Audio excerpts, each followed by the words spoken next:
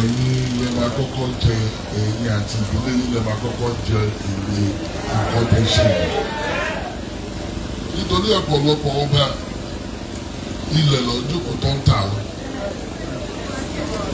wọ́n ń ta ilẹ̀ tó ní kaṣú wọ́n ń ta ilẹ̀ tó ní mángò ẹ̀yin fún àwọn èèyàn ní ilẹ̀ tiyín nítorí pé kí wọ́n lè fi ṣe nǹkan dáadáa sí ilé ayé ẹ tún ro ti àwọn ọmọ ìlú yìí ni at least àwọn ọmọ ìlú yìí wọ́n á rí iṣẹ́ láti ṣe wọ́n á rí iṣẹ́ láti ṣe ní ìgbà tí wọ́n bá ń kọ ìgbà tí wọ́n bá tún kọ tán wọ́n á tún rí iṣẹ́ ṣe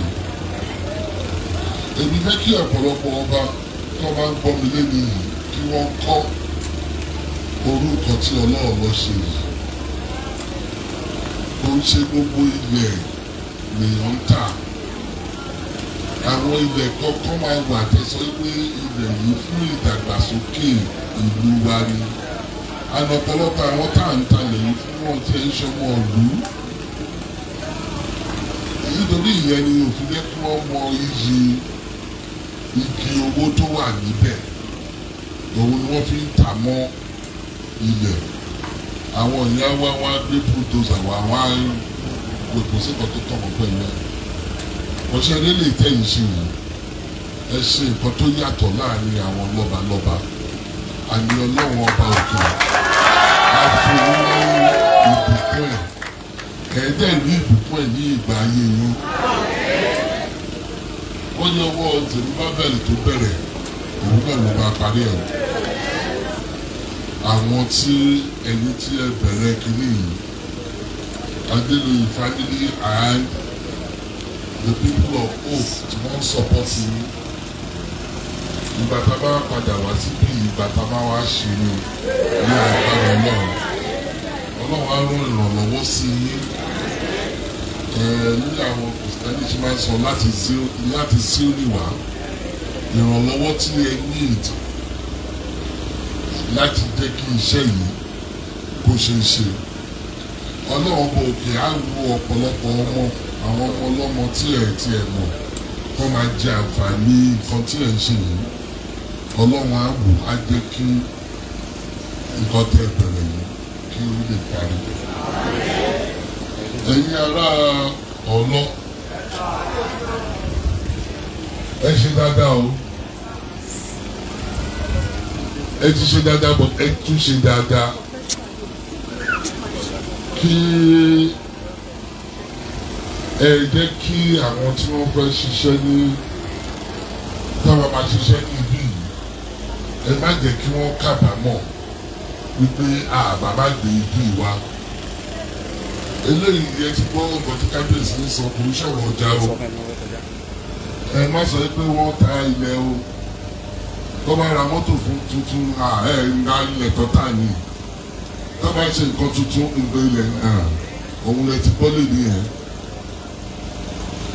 ẹ fọwọ́sowọ́pọ̀ pẹ̀lú àwọn tó gbé kiri ìwà ẹ má jà wọ́n lólè ẹ má jí símẹ́ǹtì ẹ má jí yẹ̀pẹ̀ wọn ìgbà tó bá ń ṣiṣẹ́ ẹ fi wọ́n ní ọkàn balẹ̀ nítorí nǹkan tí wọ́n gbé wá sí ibí yìí ìbọn tó ní kò ṣẹlẹ̀ ní Nàìjíríà ni àná lọ́wọ́ ọba òkè ti mọ̀ wípé ìlú Ọ̀lọ́ lọ́ máa ṣe sí so ẹ má dojú ti kábíyèsí mi o ẹ lè má dojú ti Ọlọ́run á jẹ́ kí àlàáfíà kí ó máa wà níbí so igbákejì gọ́fúnà Ọ̀ṣun àti ẹni tó jẹ́ representative gómìnà ẹnjìnìà Ṣèyí Mákindé àkí ẹ̀yìn náà àti gbogbo àwọn àlùfáà tí wọ́n wá sí ibí àti gbogbo àwọn tí wọ́n ràn wọ́n lọ́wọ́ láti jẹ́ kí iṣẹ́ yìí kó yọrí sí rere àdúpẹ́ lọ́wọ́ gbogbo yín ẹ ṣé o.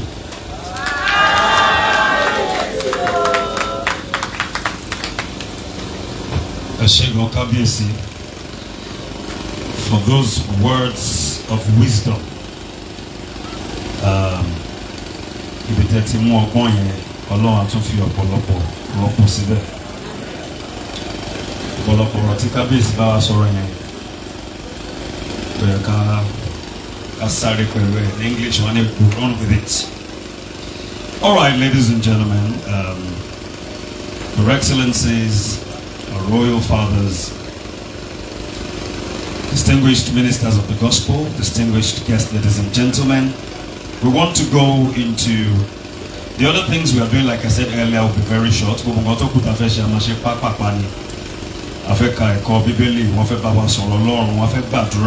Then, a foundation laying.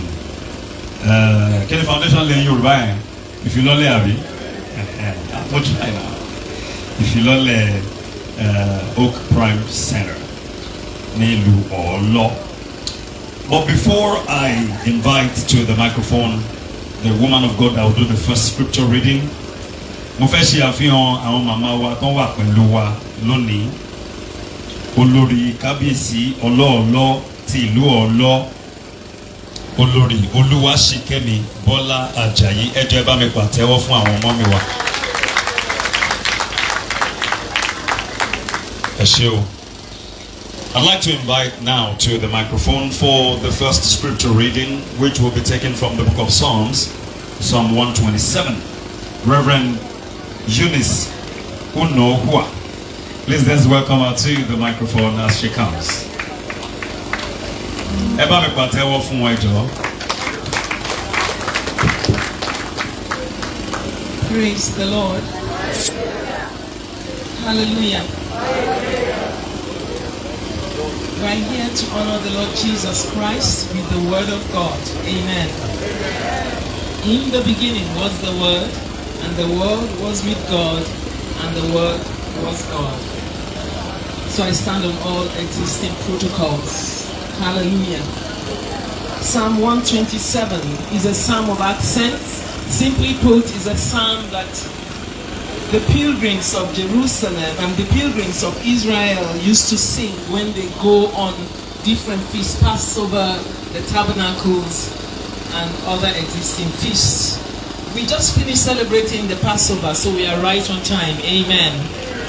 I read.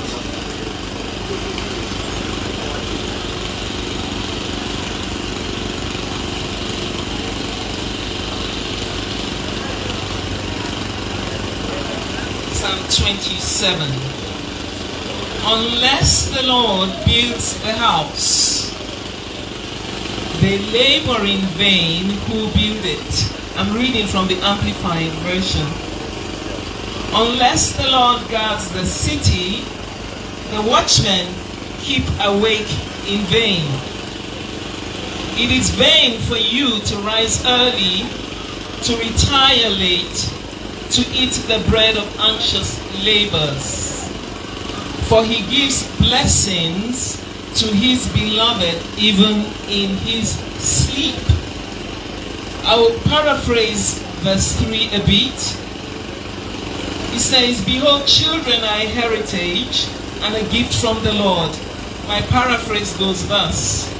Behold, Abigail Adeloye is a heritage and a gift from the Lord. Can we give it up for Jesus, please? The fruit of the womb, a reward. Like arrows in the hand of a warrior, so are the children of one's youth. Like arrows in the hands of a warrior, Funke and the husband is Abigail. Was Abigail in your quiver? Amen. How blessed, happy, and fortunate is the man whose quiver is filled with them. They will not be ashamed when they speak with their enemies in gatherings at the city gate. Hallelujah. May the Lord bless the reading of his word. Amen. Let's give it up for Jesus. He deserves it. He is the King of kings and the Lord of lords. Thank you. Thank you so very much, Reverend Eunice Unohua, a member of the advisory board of Oak Consult. Thank you so very much, ma'am. And also next, I'll bring to the microphone for the reading of Matthew chapter 7, verses 24 to 28, Reverend Sam Ajayi, who is also a member, Advisory Board or Consult. Please let's make you welcome the man of God. Ẹjọ́ ẹ bá mi pàtẹ́wọ́ fún wọn, ẹsẹ̀ Bíbélì náà fẹ́ kà fún wa.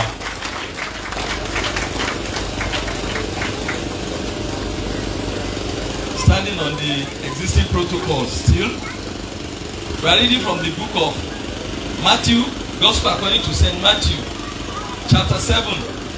We'll be reading through verses 24 to 28.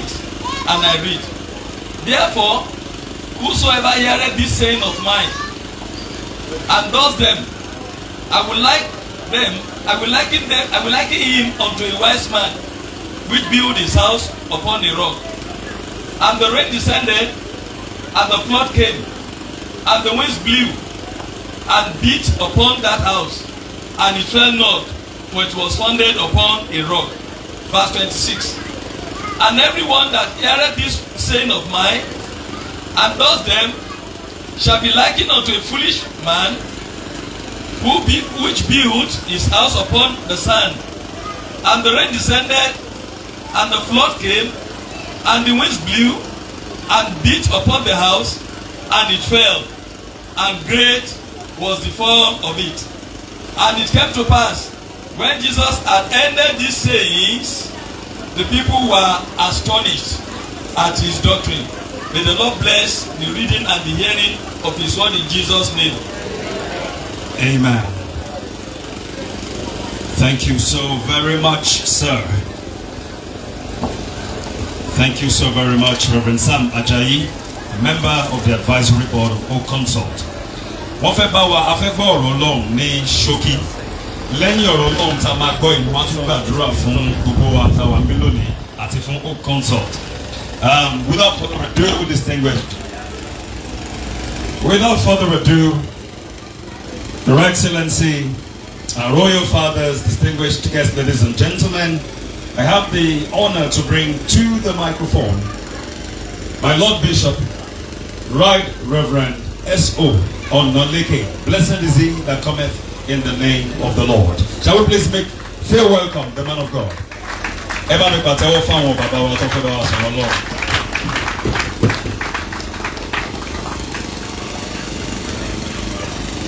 Praise the Lord. I bring greetings first from the head of Methodist Church Nigeria, Dr. Oliver Aliaba, because God is doing something beautiful in Ogbomoso land, and we have a diocese in the Ogbomoso area. I want to bring greetings from the Most Reverend OOC Fafeyiwa. Baba Fafeyiwa jẹ́ ọmọ wa, ìyàwó wa láti Esade, and Bishop Ade Ogunboyo àwọn wá láti Adékúnlé. Èmi tí mo dúró síwájú wa, ìyá mi wá láti Ògbómọ̀ṣọ́ nílé Lágbẹ̀dù.